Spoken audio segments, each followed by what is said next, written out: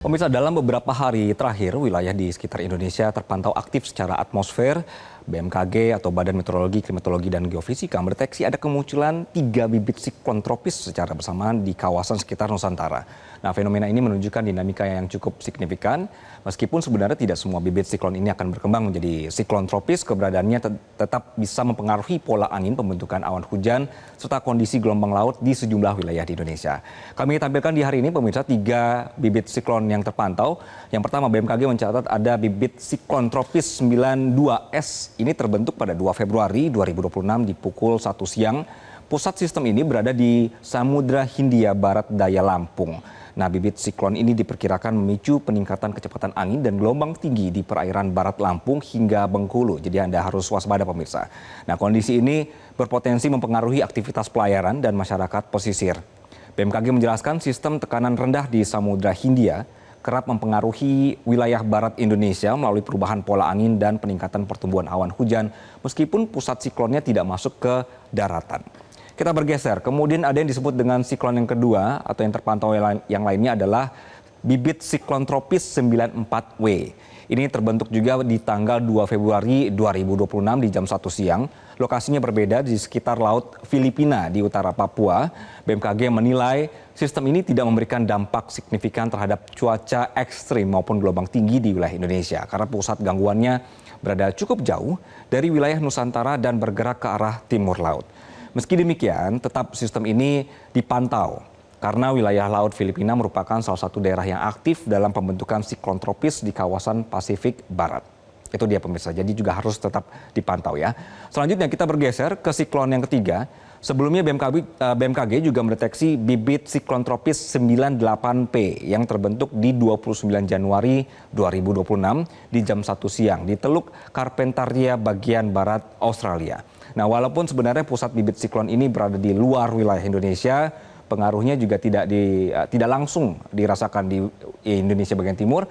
Namun BMKG mencatat potensi cuaca ekstrim di Nusa Tenggara Timur dan Maluku berupa hujan lebat angin kencang serta peningkatan tinggi gelombang di perairan sekitarnya. Hal ini terjadi karena siklon mampu menarik massa udara lembab dari wilayah Indonesia dan memperkuat pembentukan awan hujan di kawasan timur Nusantara. Nah, sehingga BMKG mengimbau masyarakat khususnya yang berada di wilayah terdampak untuk meningkatkan kewaspadaan terhadap potensi hujan lebat angin kencang dan gelombang tinggi. Nelayan dan pelaku aktivitas di laut diminta atau juga mempertahankan kondisi perairan sebelum melaut. Jadi terus dipantau. Masyarakat juga diimbau, pemirsa, untuk terus memantau perkembangan informasi cuaca melalui kanal resmi dari BMKG. Dan BMKG menegaskan, meskipun sekali lagi tidak semua tadi bibit siklon akan berkembang menjadi siklon tropis, kemunculan beberapa sistem sekaligus ini tetap bisa memicu gangguan cuaca signifikan di sejumlah wilayah di Indonesia. Dan untuk mewaspadai kondisi ini, rekan jurnalis BNK Sumeneb dan juru kamera Dir Hamsyah berbincang langsung dengan Prakirawan Pusat Peringatan Dini Siklon Tropis BMKG. Kita simak, pemirsa. BMKG mendeteksi ada sejumlah bibit siklon di Indonesia yang diperkirakan ini akan memicu cuaca ekstrim di sejumlah wilayah di Indonesia. Oleh karena itu, pemirsa, kami akan berbincang langsung dengan Prakirawan Cuaca untuk menanyakan seperti apa dampak dari bibit siklon ini dan wilayah mana saja yang terdampak. Selamat pagi, Pak. Selamat pagi, Mbak.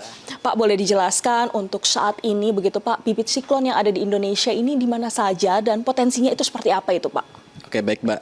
Saat ini BMKG melalui Pusat Peringatan Dini Siklon Tropis mengamati ada 2 bibit siklon tropis. Yang pertama adalah 94W di timur dari Filipina atau di utara dari Papua. Kemudian yang kedua adalah di utara Australia atau di selatan dari Nusa Tenggara, Kepulauan Nusa Tenggara. Demikian. Pak, kalau untuk potensi ataupun akibat dampaknya ini dari bibit siklon ini seperti apa, Pak, yang mungkin dikhawatirkan oleh masyarakat juga?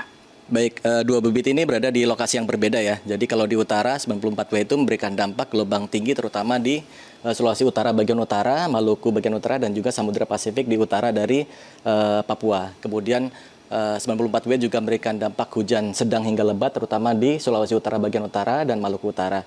Sementara untuk 98P yang ada di Australia, dia akan memberikan dampak hujan sedang terutama di Nusa Tenggara Timur dan Maluku bagian selatan, dan juga gelombang tinggi terutama di sekitar Laut Timur dan juga Laut Arafuru bagian selatan. Baik Pak, kalau untuk peningkatan intensitas hujan atau seperti itu, apakah ini juga akan berdampak atau seperti apa itu Pak? Iya betul sekali. Otomatis karena ini memicu dengan pertumbuhan awanan hujan, jadi untuk wilayah-wilayah yang tadi saya sebutkan itu akan meningkat curah hujannya. Baik Pak, untuk himbauan begitu Pak untuk masyarakat karena mengingatkan ini masih musim penghujan juga, seperti apa itu Pak? Baik, untuk masyarakat terutama harus tetap waspada terhadap kondisi cuaca saat ini ya, karena memang sebagian besar wilayah Indonesia masih dalam musim hujan, dan juga harus melakukan update informasi cuaca melalui info BMKG, atau juga untuk spesifik terkait dengan siklon tropis dan juga bibit siklon tropis bisa mengunjungi web tropicalcyclone.bmkg.go.id. Baik, terima kasih sekali Pak Agus untuk waktunya. Dan itu dia pemirsa, jadi memang terkait dengan adanya potensi bibit siklon, ini memang dipastikan ada dua bibit siklon yang memiliki dampak di sejumlah wilayah di Indonesia. Oleh karena itu diingatkan untuk masyarakat Indonesia untuk selalu menghimbau informasi secara resmi melalui website ataupun media sosial dari BMKG untuk memastikan begitu terkait dengan potensi cuaca ataupun adapun perhimbauan ataupun peringatan-peringatan. Dari Jakarta, Bian Kesmendap Dirham melaporkan untuk Metro TV.